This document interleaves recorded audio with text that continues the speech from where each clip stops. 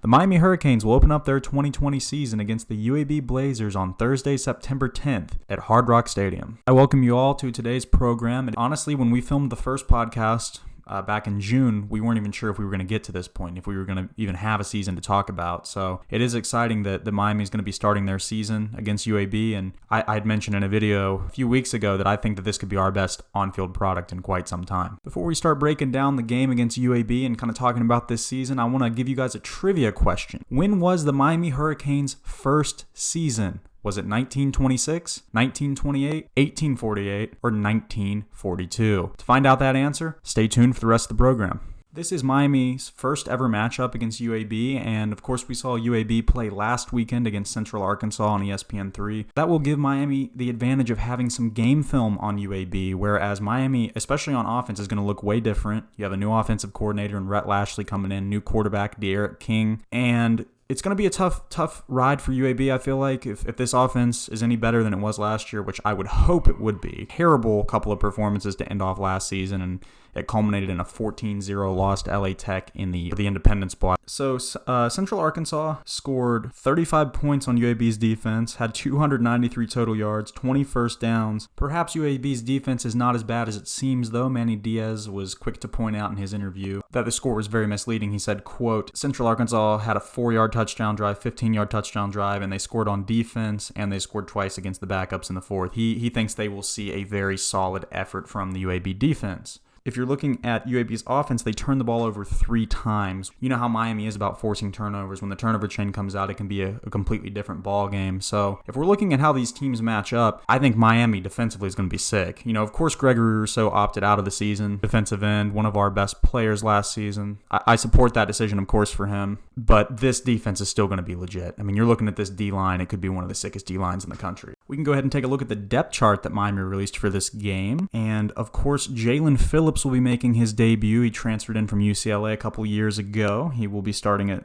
defensive end. The other defensive end, Quincy Roche from Temple, who was voted as one of the top transfer players in the country. Just an absolute beast. Defensive tackle, Nesta Jade Silvera. Behind him, Jordan Miller. And then on defensive tackle, the other defensive tackle, we have John Ford. Behind him, Jared Harrison Hunt. So this defensive line could be the strength of the defense.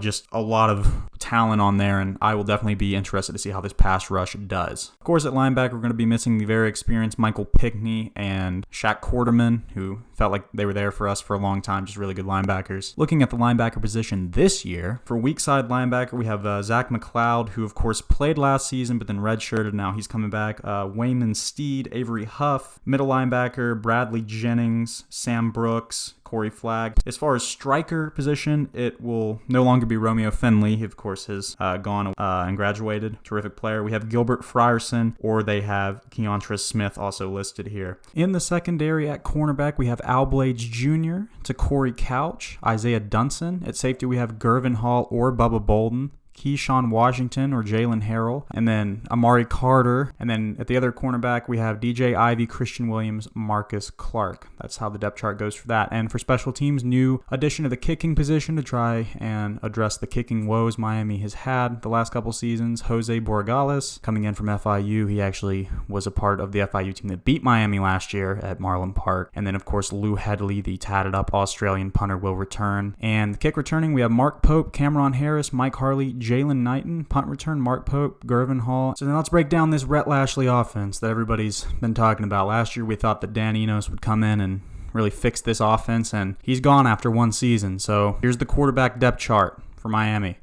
D'Eriq King, QB1, transfer in from Houston, had a bunch of touchdowns. I made a video on that a while ago. N'Kosi Perry's the backup. Of course, we've seen N'Kosi Perry the last few seasons in Miami. Saw his first action in 2018 and then played last year. Kind of shared the reps with Jaron Williams. And then Tyler Van Dyke. So no Tate Martell in the 3-deep quarterback. We'll just have to see what happens there. At running back, we do not have DJ Dallas any longer. Sad to see him go, but he's got to do what he's got to do. DJ Dallas actually just made the Seahawks 53-man roster, so really excited for him. We have Cameron Harris, Jalen Knighton, or Don Chaney Jr. at the second, and then Robert Burns at the third.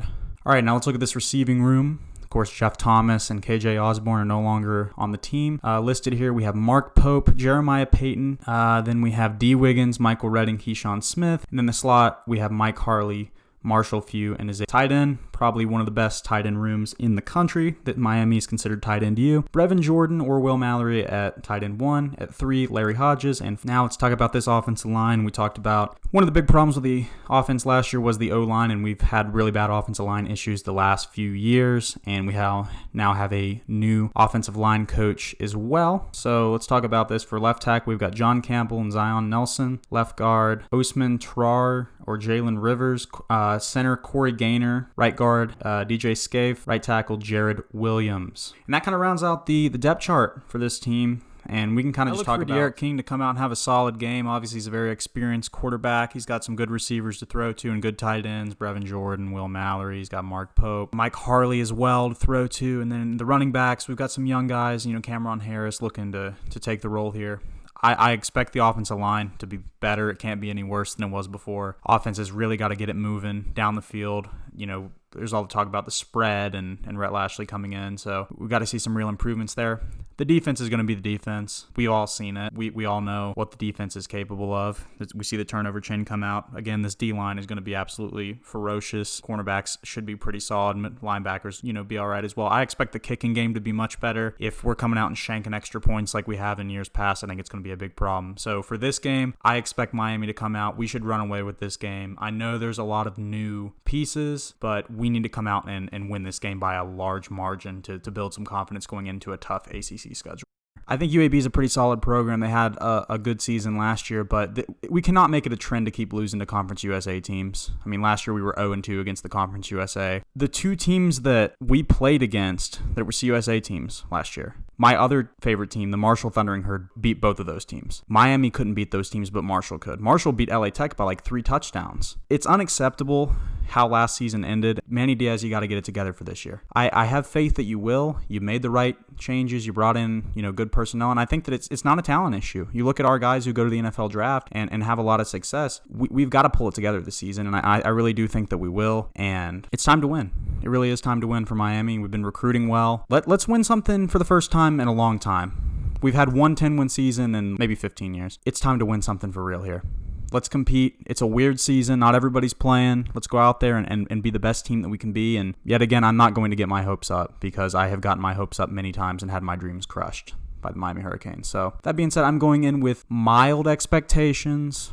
I could be wowed, I could be surprised, but I'm not going to go in thinking we're going to win the national title or anything like that. For those of you who've stuck around, the answer to the trivia question of when was the Miami Hurricanes' first football season, the answer was 1926. And during the 1926 season, the Miami Hurricanes actually went undefeated. They were 8-0 as an independent under head coach Cub Buck. We could hope for another undefeated season this year, guys. Tough schedule, 10 conference games as opposed to the normal 8 we play. We got to go on the road and play Clemson. Could be a rocky season, especially all the COVID stuff happening too. But we're here for the ride, guys. So, as always, go Canes. Thank you all for listening, and I will see you in the next video.